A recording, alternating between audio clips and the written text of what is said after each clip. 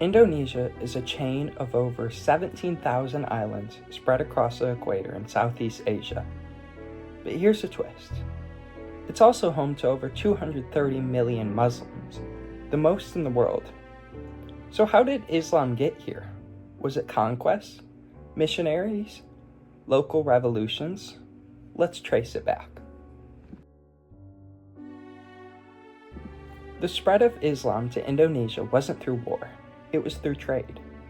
Starting around the 7th century CE, Arab and Persian Muslim traders began sailing through the Indian Ocean, stopping in ports along the coast of India, and finally arriving in the Malay archipelago, modern-day Malaysia and Indonesia.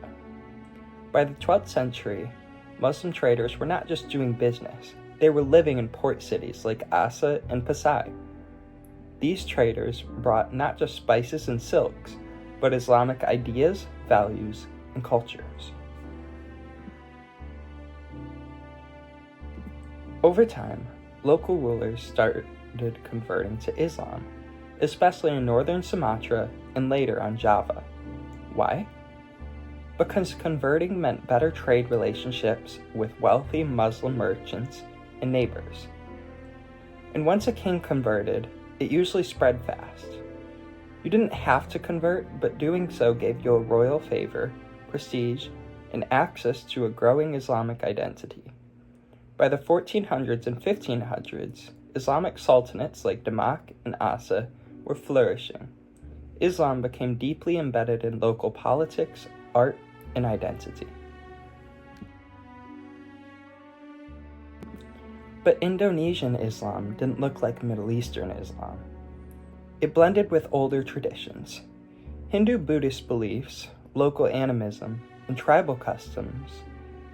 Even today, you'll see a lot of syncretic practices in Indonesia, where Ramadan might be celebrated alongside local festivals or ancient rituals. This made Islam easier for millions of people to adopt.